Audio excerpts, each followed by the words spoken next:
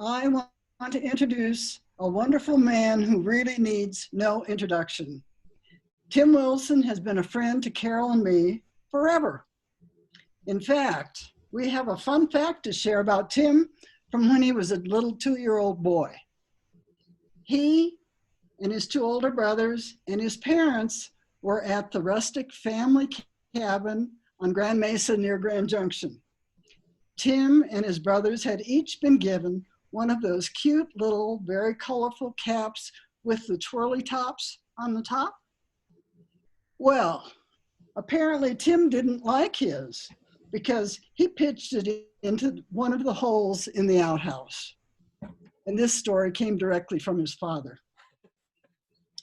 So here's a photo of Tim at a little older stage. Can you all see this? Is that showing up? Okay.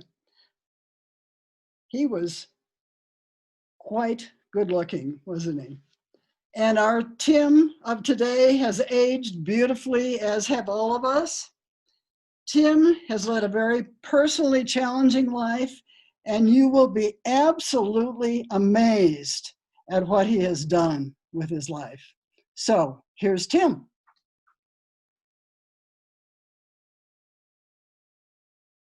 I've been given just 40 minutes to talk about my life as an activist for LGBTQ equality. 1 minute for each of the 40 years, 1980 to 2020, while also incorporating and showing the importance of choral music. So here goes.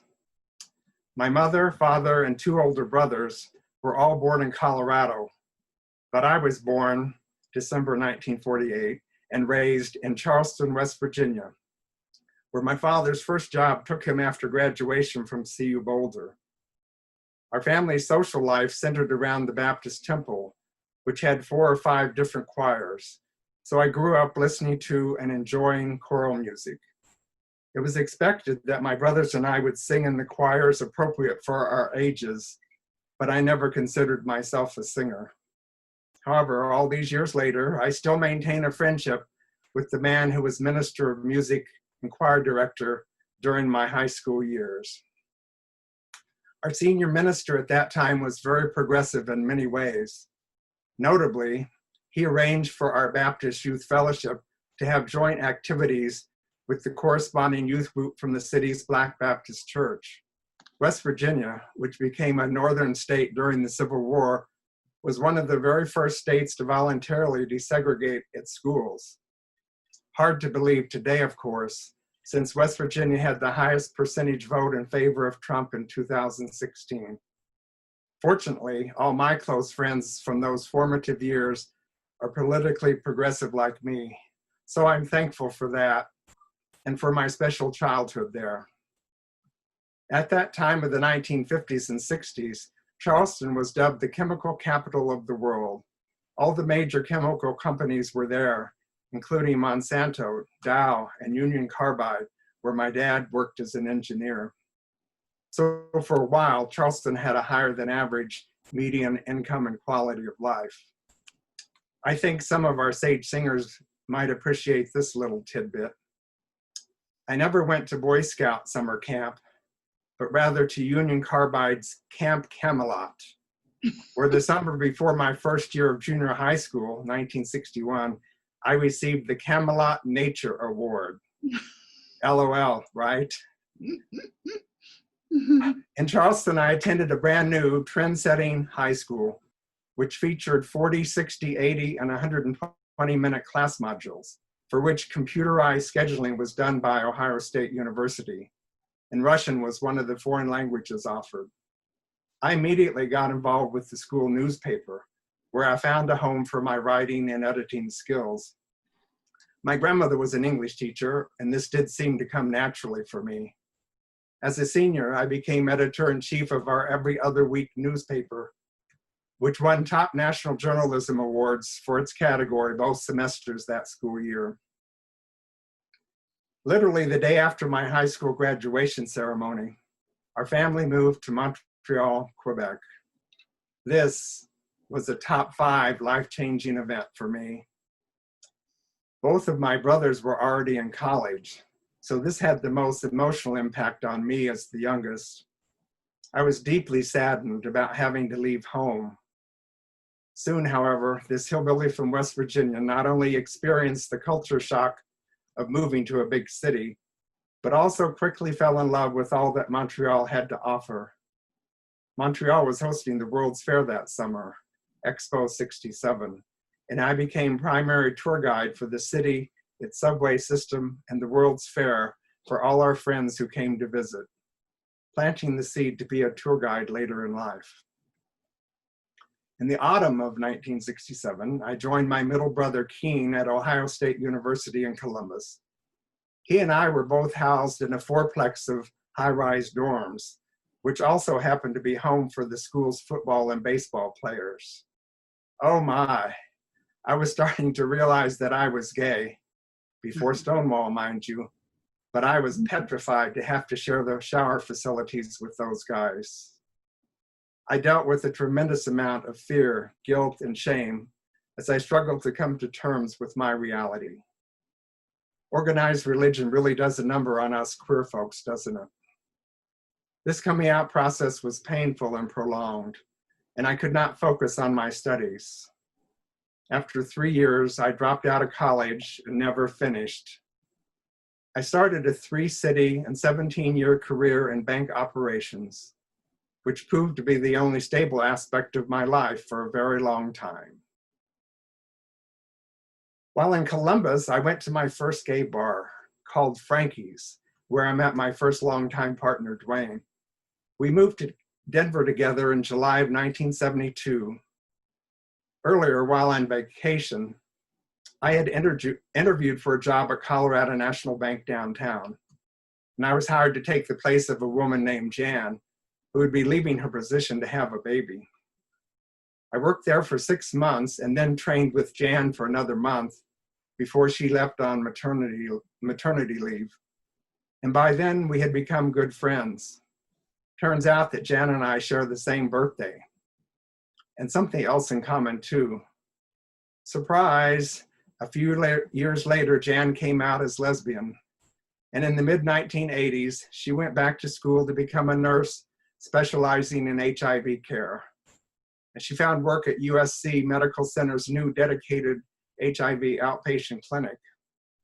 Jan is my longest time LGBTQ friend, now living in Montana. I have often referred to her as my gay twin. Now it's time for some of the instability, as if there wasn't enough of that already with the emotional turmoil of coming out. After we moved to Denver, Dwayne proved to be both an alcoholic and an abusive lover.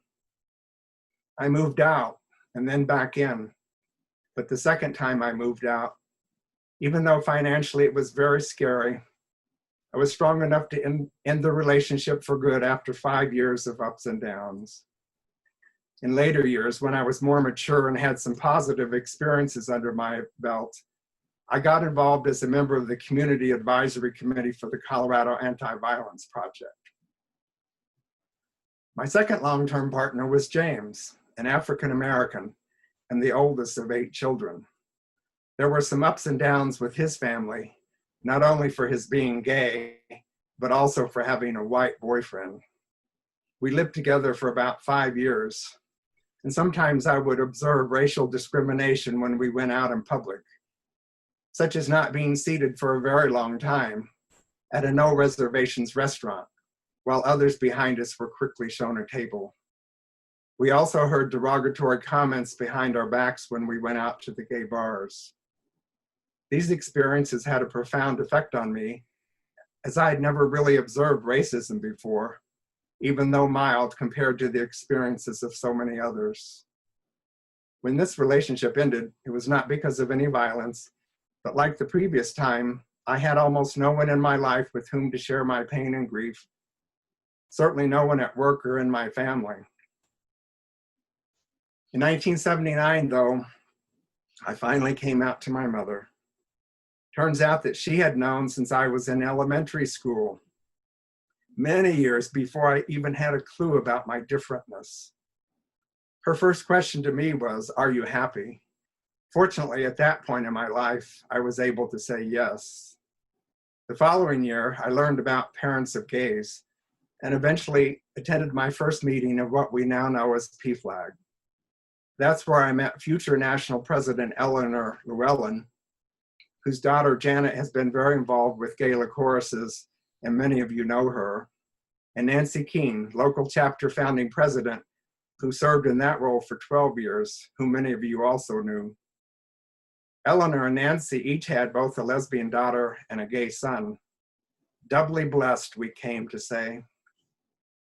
PFLAG in 1980 is also where I met Carol White, founder of 4 LGBTQ+ choruses and head of our Sage Singers membership team, who has been an inspiration to so many of us for a very long time. Yay. In 1980 was the year that I saw an ad in Outfront or The Advocate for a new organization in San Francisco called Black and White Men Together. After my experiences with James, it certainly caught my eye, and I called the number in the ad and asked for more information to be sent to me in the mail. I made the decision to fly to San Francisco and check out this group firsthand. My mother was coming to Denver for another visit in the fall, so I made my reservation for Halloween, Friday, October 31st, 1980, leaving for San Francisco a couple hours after my mother's flight home to Houston. And so it is that I consider Halloween 1980 as the anniversary date of my life as an accidental activist.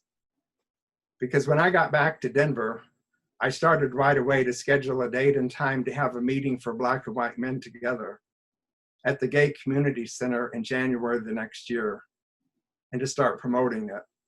That first meeting was a big success, and that's how I came to be the founder of the Denver chapter of BWMT, as well as a long-term activist for LGBTQ equality.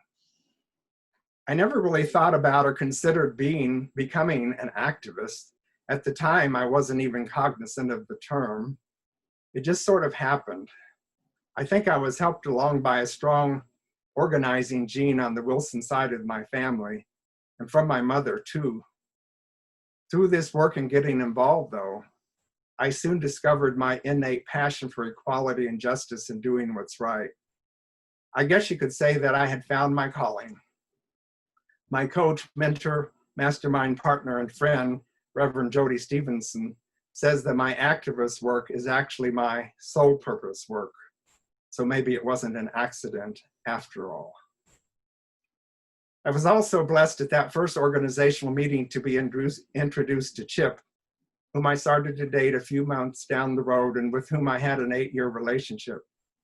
Chocolate Chip, as he often called himself, and I attended the first national convention of BWMT in San Francisco in June of 1981. It was a life-changing experience for both of us. For Chip, because he was still in the process of coming out, and for me, because there were opportunities to get more involved since I saw a need for such an organization. At that gathering, I was one of the 4 authors of our statement of purpose. I was chosen to be on the interim steering committee to conduct our first national election of officers later that year.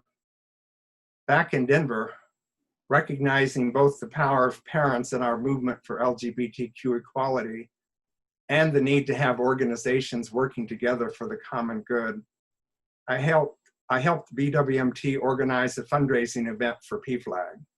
It was the first of many for me. Choral music finally returned to my life in 1982, when in June, Nancy Keene and I attended the inaugural concert of the Denver Gay Men's Chorus at the Aladdin Theater. Colfax and Race, just a few blocks from where I have now lived for 26 years. Nancy and I were both instantly hooked for life on the LGBT choral movement, as it began both to enrich our lives and to inspire us to get through the many challenges of activism that lay ahead. In the early years, members of PFLAG were the ushers for all the concerts of DGMC, DWC, and Harmony, and Nancy had a front row seat for every performance of every concert series of every chorus. And chorus concerts became the focal point of my own social calendar too.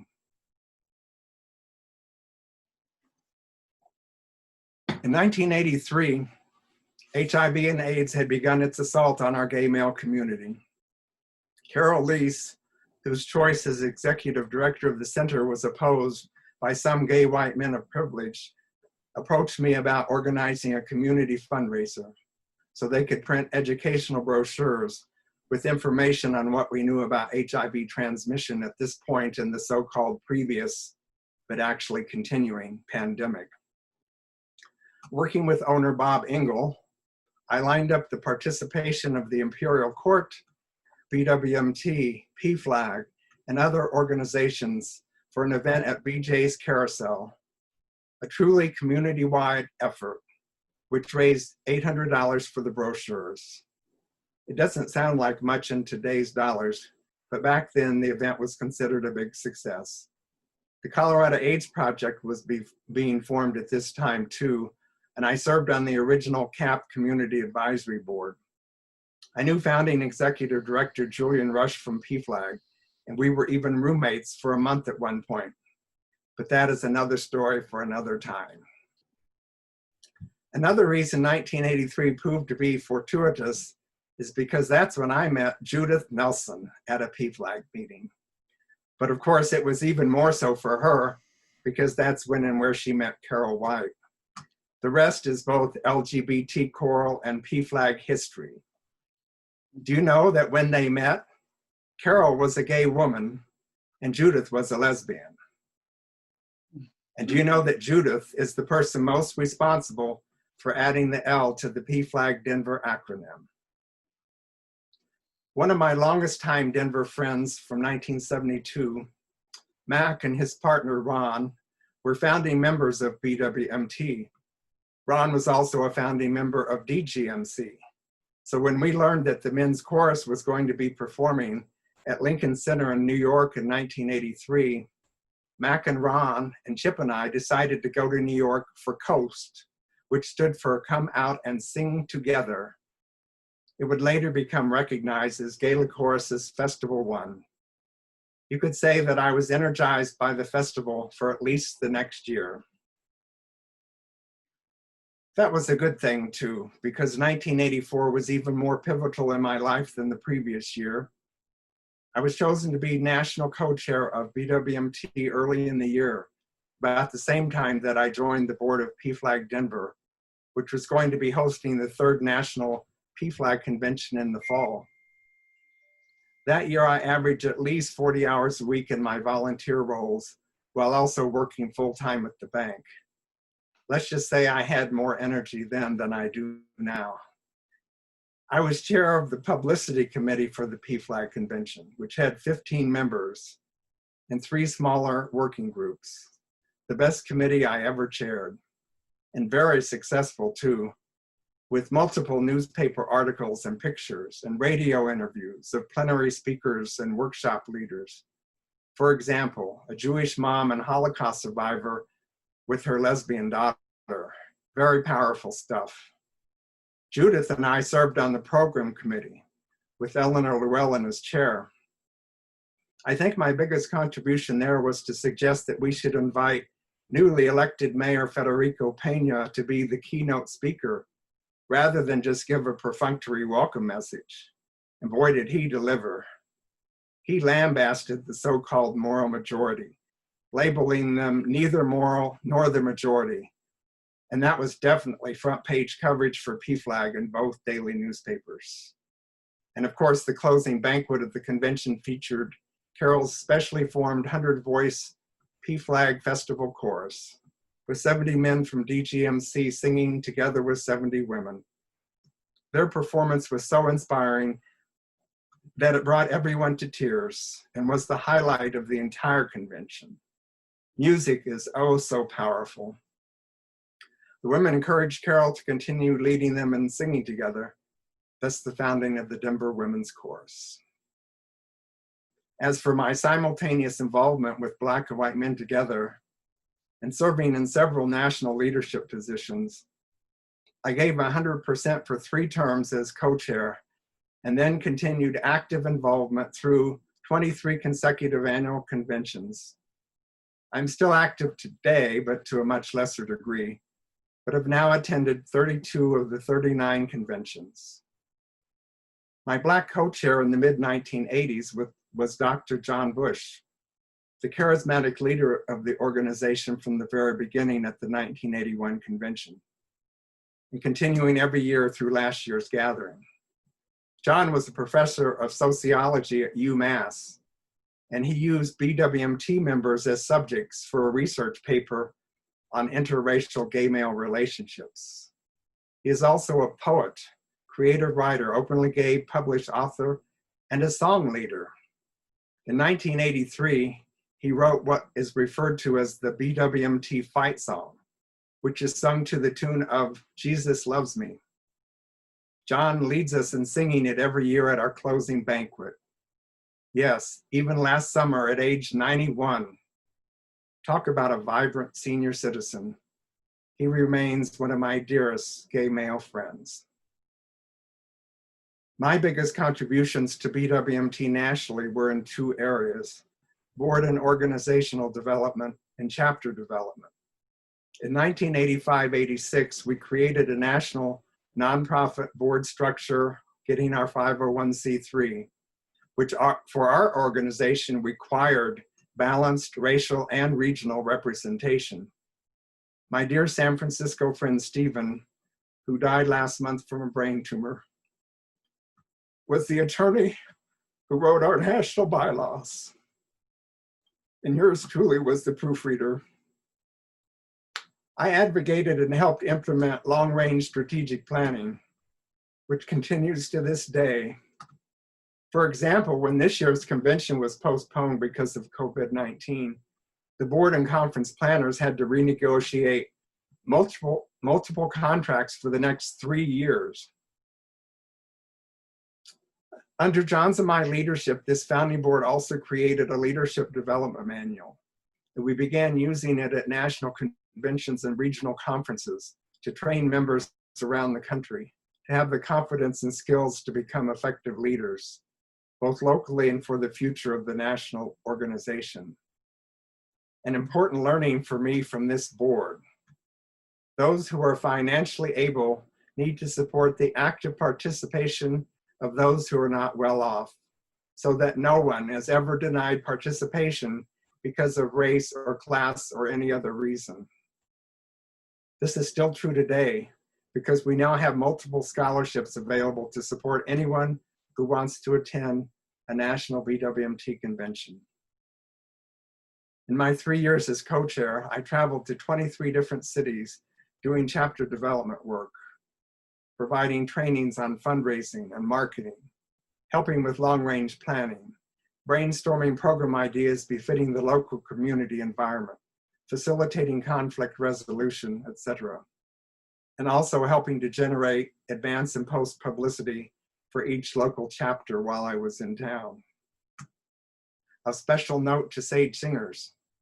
In 1985, a few BWMT members in our New York chapter were co-founders of Lavender Light, the Black and People of All Colors lesbian and gay gospel choir, which soon sang at our 1986 BWMT convention. Lavender Light does not attend every Gala Choruses festival, but when they do, their performances are always one of the highlights. In December of 1984, I moved with Chip to Los Angeles, but I was not happy in LA. So in January '86, I moved to Portland, Oregon, where my lesbian cousin Kate lives and where I eventually found work, at a bank, of course. My 40 additional hours a week as a volunteer activist continued through 1988, when I made the decision to move to San Francisco. Figuring if I couldn't find a job as an activist there, then I would really need to rethink my future. I wanted to work full-time as an activist to support both me and the causes about which I cared, without also having to work for a bank.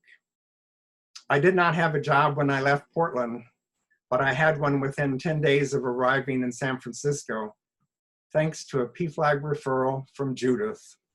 Thank you, Judith. For the next 3 years, 3+ years really, I worked at AIDS Treatment News, about 60 hours a week instead of 80. But now it was 100% for the causes that I cared about. As the business office manager, I used my bank operations background to create new efficiencies that allowed us to begin offering full health insurance coverage for all 8 employees, which I considered a moral imperative as an HIV-focused organization.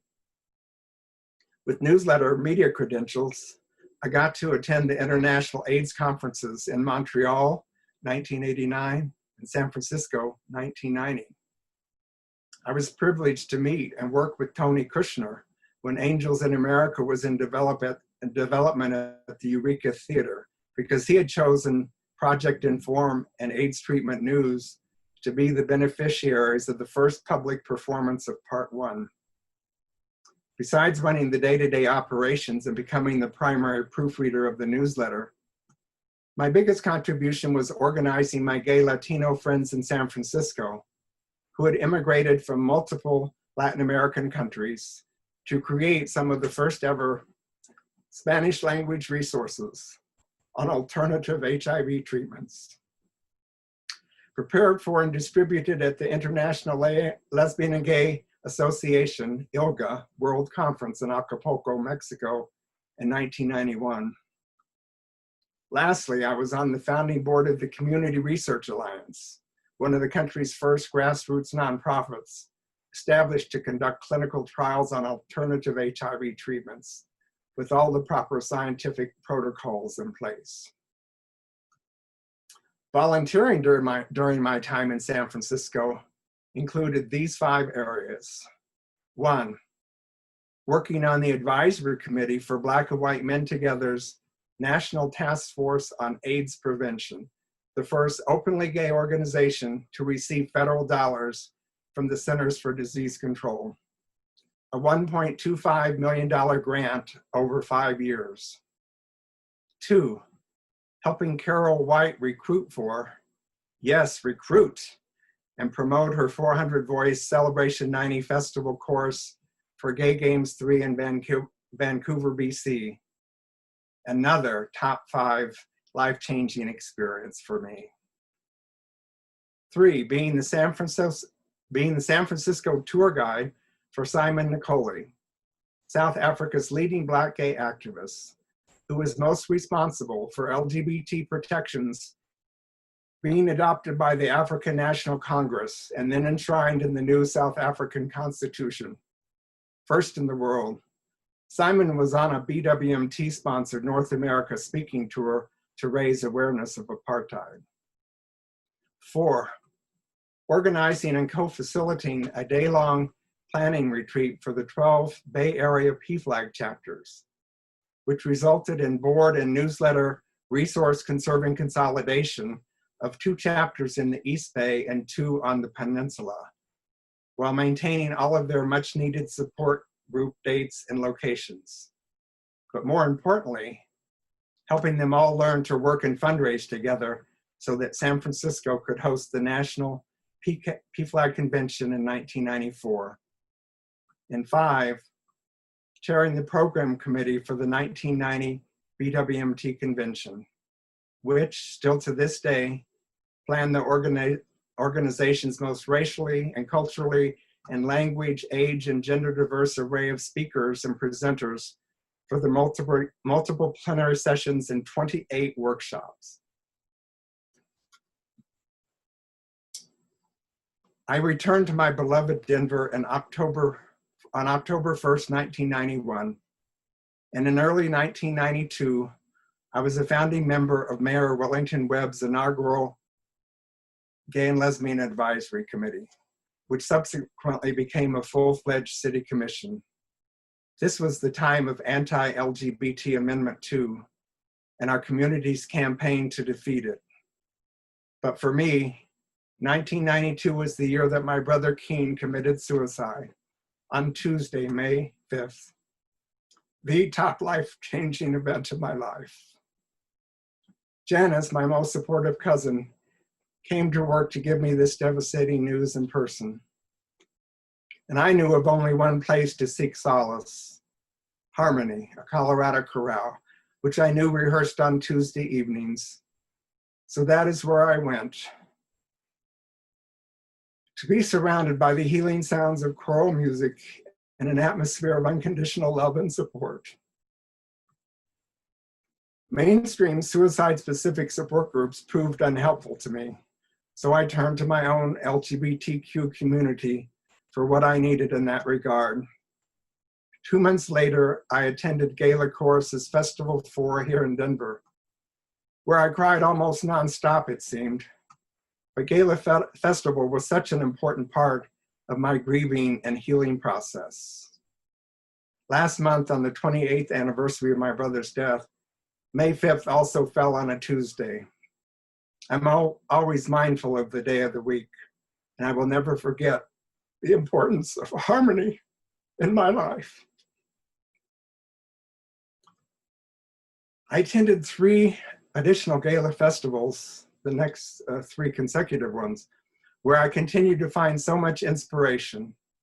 1996 in Tampa Bay, Florida, where my former partner Chocolate Chip was living at the time.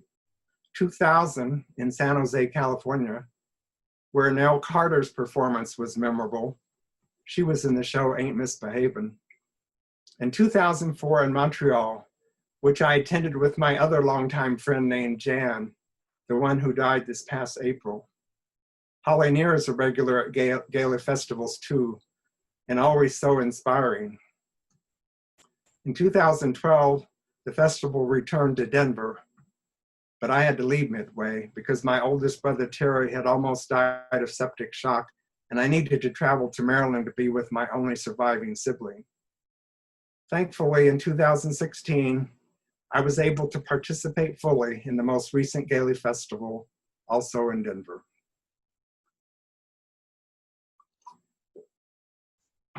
Back to 1992 and Amendment 2. We had 3 brilliant attorneys on the Mayor's Advisory Committee: Mary Celeste, now a county judge; Jamie Henderson, a DGMC member whose mother I worked with in San Francisco when she was National PFLAG president; and Len Palma, a feisty and articulate Asian. And even though the polling numbers looked good for us in regard to Amendment 2, those 3 kept asking the most important question: what if? What if Amendment 2 passes? Well, as you know, it did pass. Another top 5 life-changing event, 2 in 1 year, both so negative and so painful. It was a lot to suffer through. But as a result of their work with other lawyers in the larger community, the Colorado Legal Initiatives Project was formed. A court injunction the day after our heartbreaking defeat kept it from ever becoming law. And in a precedent-setting case, it was eventually overturned by the US Supreme Court 6-3 on May 20th, 1996. Our Mayor's Advisory Committee took a major leadership role in the aftermath of that election. Because I was underemployed after my move back to Denver, I had the most time available, and thus became the primary organizer of the 8 working groups that met the week after the election at both MCC of the Rockies and Our Savior's Lutheran Church. This post-election organizing continued as a major involvement for me through 1993, when I needed to step down to focus on PFLAG work. I had rejoined the PFLAG Denver board in February 1992 and became co-chair. After Amendment 2 passed, however, PFLAG's helpline exploded. We were getting over 1,000 calls a month, many of them crisis calls. A decision was made in 1993 to create an administrative director staff position, for which I was hired, and I served in that capacity for 9 years. Within a few years of that fateful election, PFLAG had grown from 5 to 6 chapters in Colorado to 13 chapters. In addition to managing the huge growth and demands of the Denver chapter, as a volunteer, I helped with chapter development with all of the new chapters around the state. Visited most of them multiple times. I had a car back then. And I even facilitated the first organizing meeting of PFLAG Cheyenne, Wyoming, At a post-Amendment 2 meeting in Fort Collins, I was most inspired by the speaker, Clarissa Pinkola Estes, author of the #1 New York Times bestseller, Women Who Run with the Wolves. I arranged a lunch with her at her favorite restaurant in Southeast Denver, invited her to speak at a PFLAG monthly meeting. When Clarissa was scheduled, we had our largest chapter meeting ever with 300 plus in attendance, amazing turnout. And she loved PFLAG so much that she donated the royalties from her next book tour to our local chapter.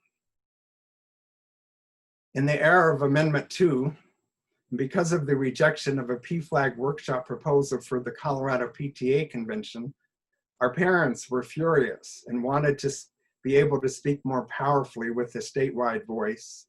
So I worked with them to create the Colorado chapter of PFLAG, the Colorado Coalition of PFLAG chapters.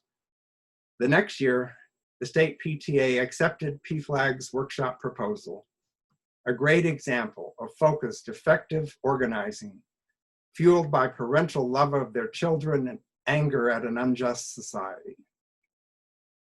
Over these years working for PFLAG, both on staff and as a volunteer, I facilitated several workshops at the national conventions on diversity and racial inclusion and on fundraising, sharing the Denver chapter's successful and varied funding strategies, a model that was not reliant on grants.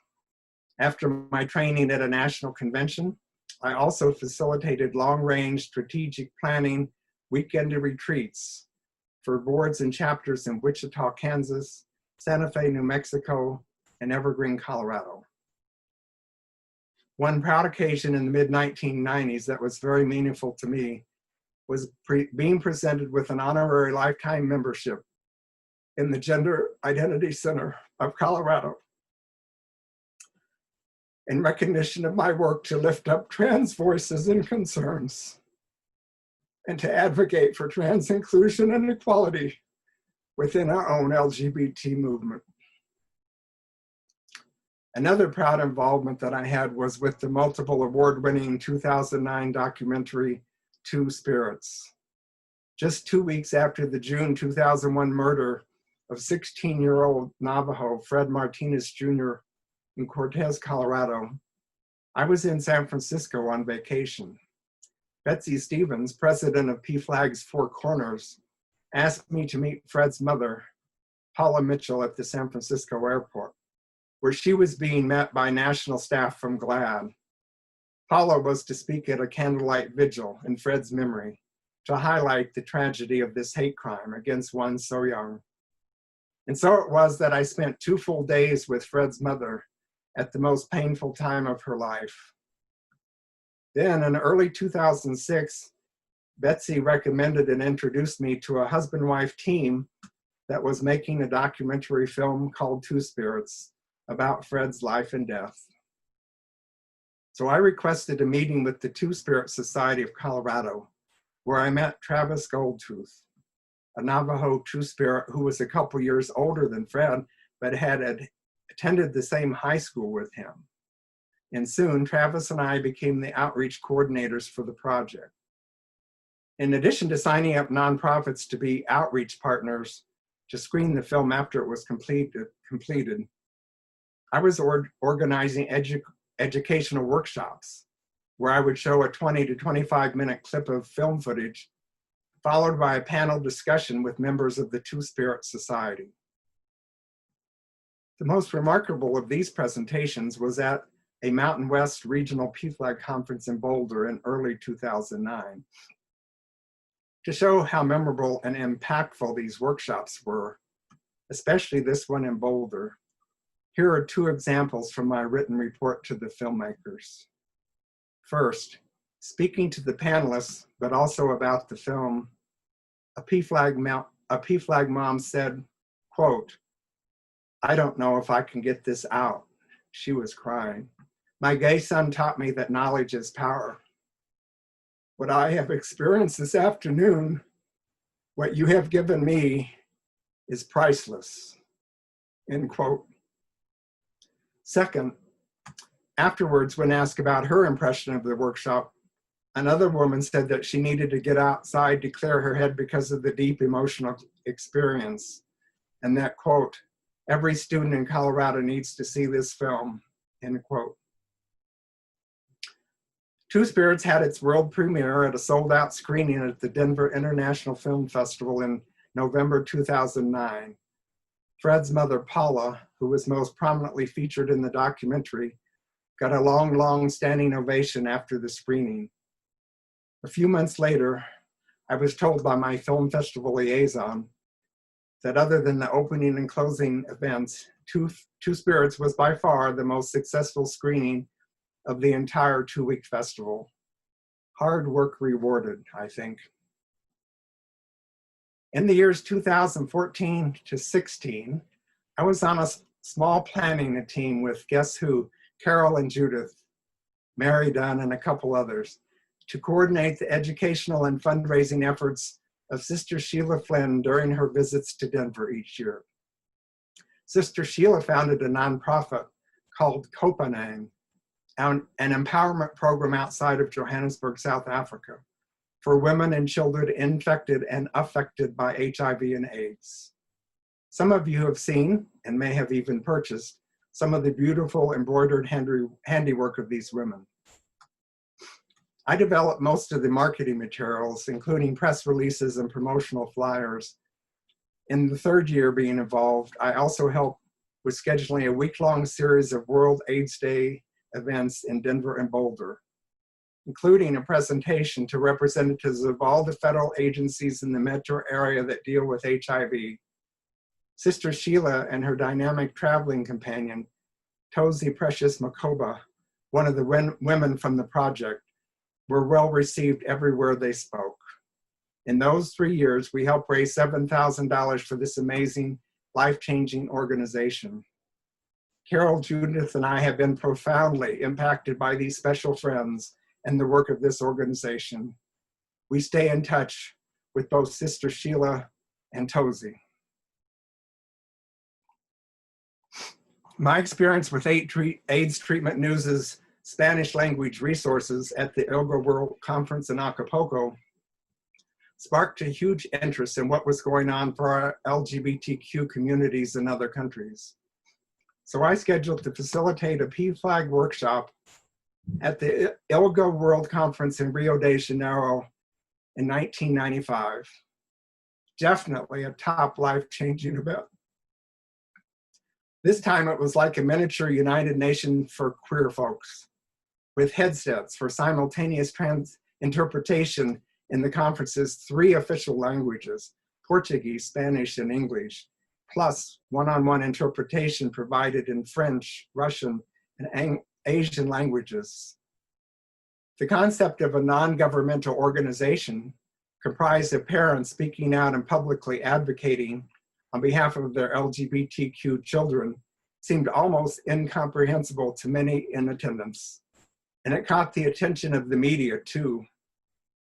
After the workshop, I was interviewed by the press, and the next day, as part of the conference coverage, PFLAG was on the front page of the country's largest circulation newspaper, Brazil's equivalent of the New York Times.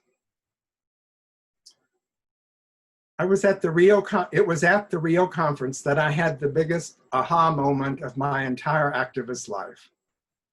Namely this: our global LGBTQ rainbow community is the missing piece of the puzzle for world peace.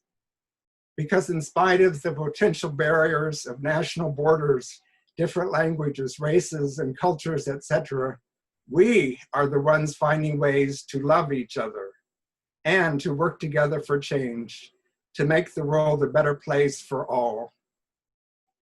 This realization inspired my activism for the next 25 years. Starting in 1983, I began communicating with Luis Mott, one of Brazil's most visible gay activists, who had begun documenting the murder of trans women. In the early 1980s, Luis also founded a chapter of Black and White Men Together called Grupo Gay de Bahia, or GGB, in the city of Salvador, capital of the state of Bahia. The port of Salvador was the primary point of entry for Brazil's slave trade, and consequently, Bahia became the country's most African state. So a BWMT chapter there was a natural. By the time we finally met in person in Rio in 1995, Luis had already translated all of PFLAG's educational materials into Portuguese and had them printed for the conference and for my workshop. Afterwards, I made a side trip to Salvador to meet the other members of GGB. Luis had also arranged for what was my first ever TV interview as an activist to talk about PFLAG, and he was with me to interpret into Portuguese. The station's broadcast reach covered most of northern Brazil, including the Amazon basin. I returned to Denver, both exhausted and exhilarated. I attended 3 other ILGA World Conferences, New York in conjunction with Stonewall 25, where meeting the entire delegation from Japan was a highlight. Johannesburg, a truly pivotal LGBTQ event that impacted the entire African continent. And Oakland, California, where I witnessed firsthand the immigration of 2 friends whom I had met in Johannesburg previously, who had to say goodbye forever. After the conference, they literally had to disappear into the underground networks of 2 large American cities and not return home because it was truly a matter of life or death. A trans man from Zimbabwe who loved knowing about PFLAG and thought he might have a chance to survive in the United States. And a gay man and prominent activist from Uganda, whose apartment was raided and computers stolen, with names of many others whose lives were surely placed in danger just days before his departure to Oakland. These very personal international experiences over many years have made immigration equality my top charity. We need to find a way to return to a place of celebrating the many contributions of immigrants, including the untold number of immigrant slaves who were forced to come here in the building of this country. In the summer of 2018, just a few months after my retirement from Fairmount Cemetery, Judith asked me to meet for lunch with her and this young conductor guy named Kevin Crow to talk about her idea of a chorus for LGBTQ elders. What a concept, right? I'd received so much love, support, and inspiration from the LGBTQ choruses for over 35 years that I knew it was time for me to give back. And so began my journey with Sage Singers 2 years ago. For 40 years, I received my own ongoing training in fundraising, marketing, organizing, white privilege, anti-racism work, and more by attending 11 of the Creating Change conferences hosted by the National Gay and Lesbian Task Force, well over a dozen national and regional PFLAG conferences, and of course, the 32 BWMT conventions. I try to always be in learning mode because no one has all the answers. We must learn to work together in order to achieve our so-called gay agenda. And yes, I do have one. And I'm sure by now that you have some sense of what it is. Equality and justice and freedom for every LGBTQ person of every race and color and background in every country of the world. Is that asking for too much? I think not, because we are the key to world peace. Thank you for your time and interest in my life. Love you all, Sage Singers.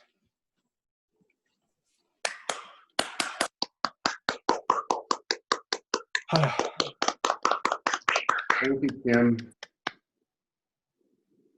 Wow. I've been on an emotional roller coaster for 2 weeks or 3, getting preparing this and all the memories. It was just beautiful. It's just beautiful. This is Mo. Kevin, where are you? Yeah. Mm-hmm. Okay. I don't want to take too much to let others speak as well. Thank you, Tim. It was, as I knew, just inspiring. And I know what we heard is maybe a tenth of what you could have told us, or even less. So thank you so much. And we are so grateful that you're part of our community and part of Sage Singers. And it's people like you that kind of lift all of us up to do more. So I really appreciate you, and wonderful, wonderful history. Thank you. Kevin, can you help me check with people who Sure. want to ask some questions? Sure. Kate has her hand up. Thank you. I just wanted to say, when is the memoir? This Yeah. record, an incredible record of a life that spanned so much, Tim. Are you planning on writing a memoir? That's my question. Well, you know, I had a big 70th birthday party almost 2 years ago, a year and a half ago in November of 2018, and I raised $11,500 net for 9 organizations. Sage Singers wasn't on my list yet, but Immigration Equality and an organization that helps with anti-domestic violence and human trafficking in the Dominican Republic, Copenhagen, et cetera, et cetera. And for that, I wrote a 20-page life story, but some of the things here weren't included in that one. And at some point, I really do have to come back and combine all of it in a written thing. I am working with David Duffield, who's the Mr. History Colorado for our LGBT community. And he's the one doing oral interviews for the center's archive, which will be kept at the main library downtown. So, you know, he's getting all of my archival stuff, and he's interviewed me for about 12 hours on camera. Wow, that's You all lucked out. We had 4 3-hour sessions. Thank you. If you have a question, will you use your participant hand there, or just wave? So looks like Janice Avery. No. Carol White. Yes, Tim, thank you for that. It was absolutely wonderful. I just wanted to also mention your work in Mariposa. Could you just tell us what Mariposa is and a little bit about that? Mariposa, which is the Spanish word for butterfly, was the name that Althea Center's spiritual director, Dr. Jonathan Ellerby, came up with, because he knew I love butterflies. But the full name is Mariposa at the Althea Center, Embracing Wholeness, Transforming Lives in LGBTQ+ communities and beyond. We were getting into a rhythm before COVID hit, but you know, the basic thing we're doing is offering monthly programs of a great variety of documentary films, panels of various speakers. Some of you on this call have been participants, and then special, you know, larger scale special events for the larger community. And, you know, because of this program, Althea Center has marched in the last 2 Pride parades, and a lot of good things happening. It's definitely a very safe, supportive, celebratory environment in which to do my work. Thank you. All right, Scott West.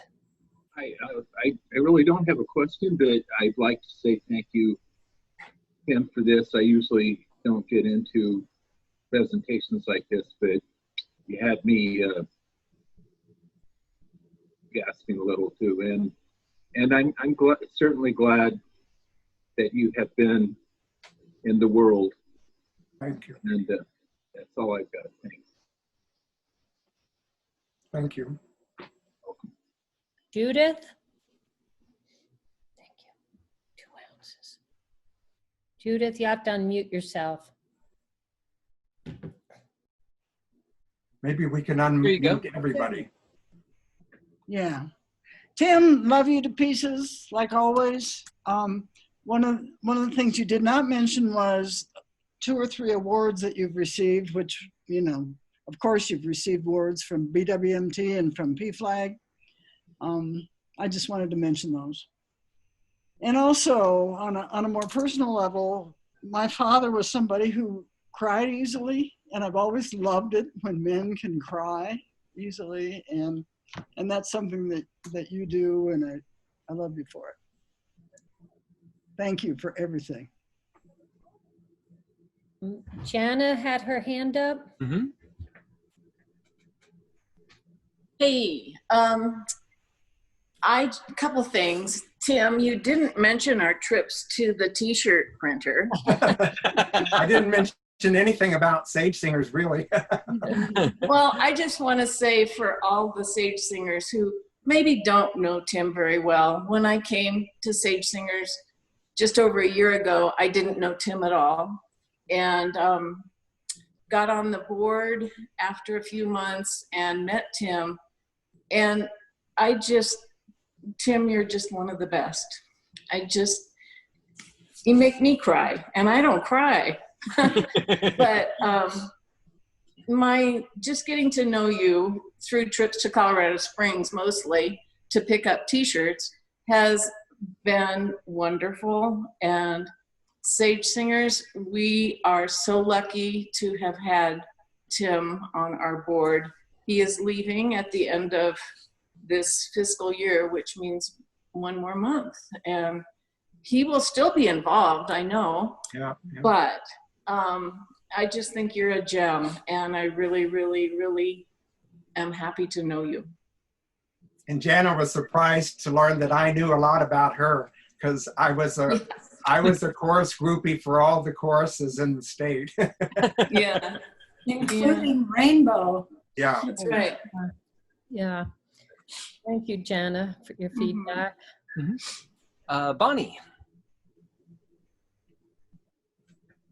Bonnie Barlow will have to unmute yourself. Yeah. I was just going to say it's great that you're mentioned in and are part of those other projects, Tim, but I really think a whole autobiography of Tim Wilson called The Accidental Activist is a necessary item that everyone needs to buy on Amazon.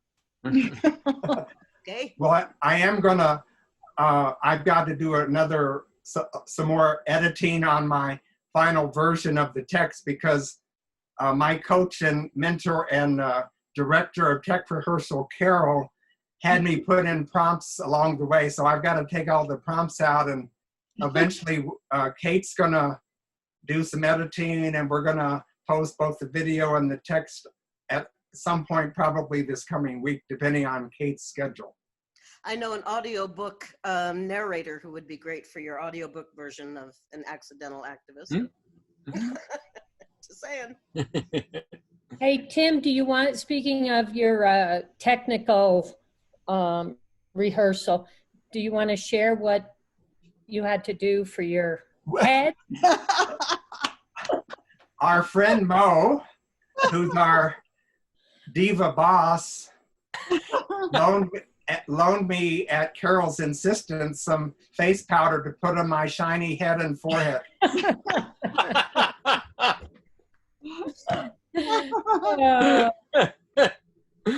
You look perfect. You look beautiful. You did.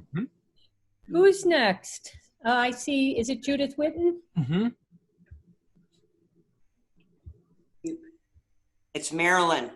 Hi, Marilyn. Hi, Marilyn. Oh, And Judith. yes. But yes, I'm just kind of an adjunct Sage Singer person, but I've known Tim for quite a few years because he goes to the church I go to. The church we go to, and I just love him to bits. He's just your story today, Tim, was absolutely amazing. Wonderful. Absolutely. Wonderful. Great to hear it all. Amazing. Really I can't cool. believe all you've done. Yeah. But another thing that Tim does for our church is he organizes social outings. Oh, yeah. On top of everything else he does, he organizes social outings to gay and lesbian plays, and we all Plays downtown. Yeah, downtown. Mhm. And Too hot to handle. it's mostly people from our church that go, but anyone's welcome. Anyway, Tim, thank you for that, and thank you for being in my life. You're just fabulous, an amazing person, and I love you to death. Been wonderful meeting you both. Thank you, Marilyn. Thank you. You bet. Sorry, honey. I can't see everybody's hand. Anybody else have a comment? Carol White again? Yes, I wanted to just hold this up. Wait, let me take this back. This background that I have here is Sage Singer's concert, but I want to take that off.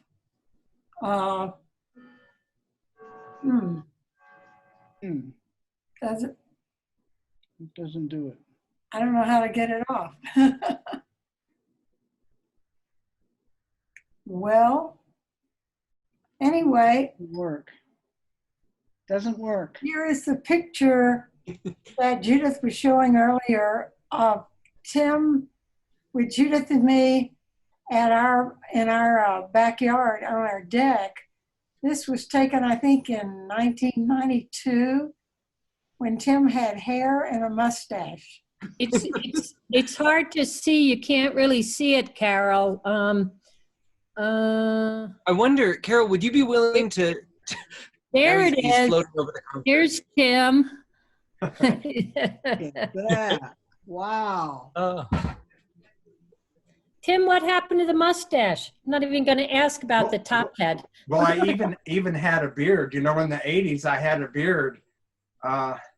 That's one reason Chip was so interested in me.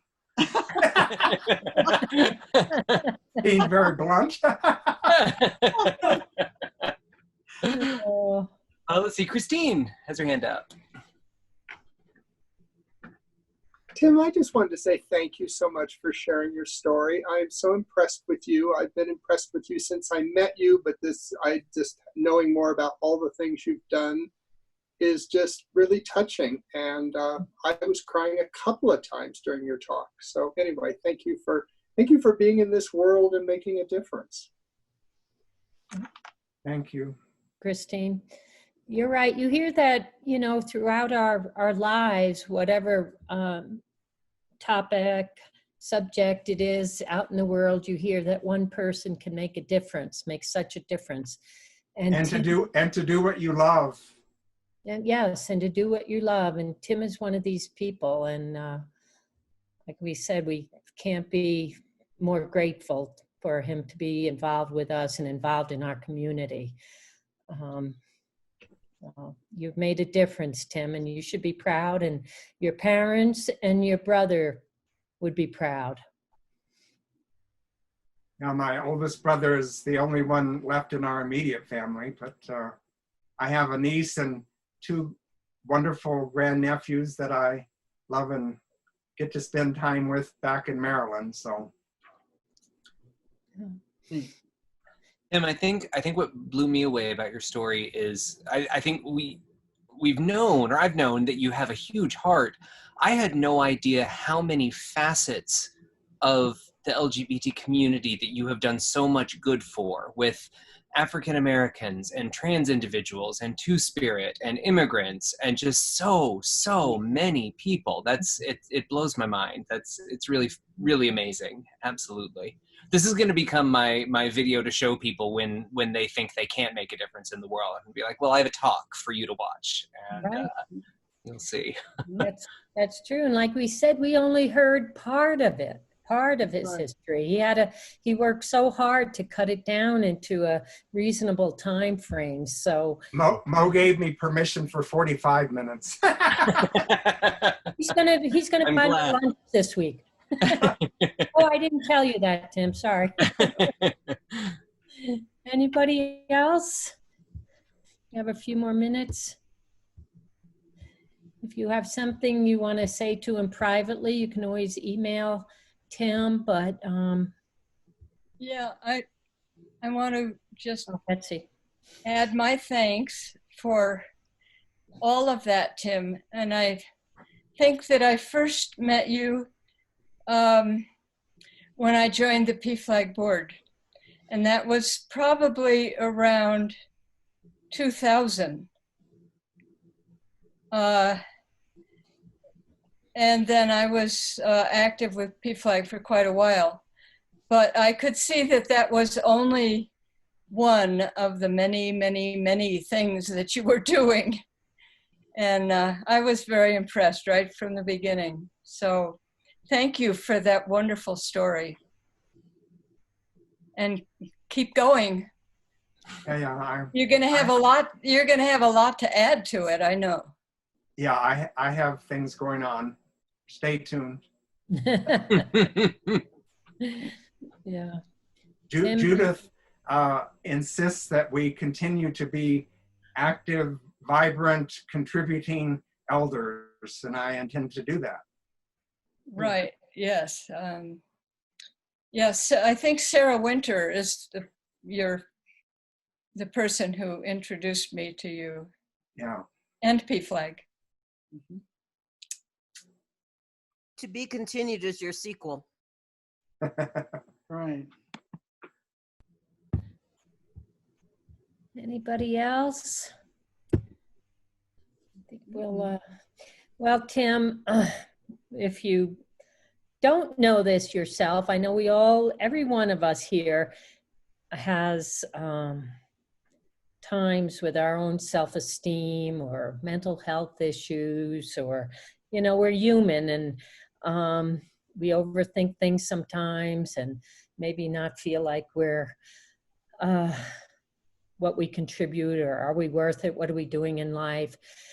And I just want to say that you are a very special human being, and you have impacted this world immensely, and you should feel very proud of yourself. So thank you.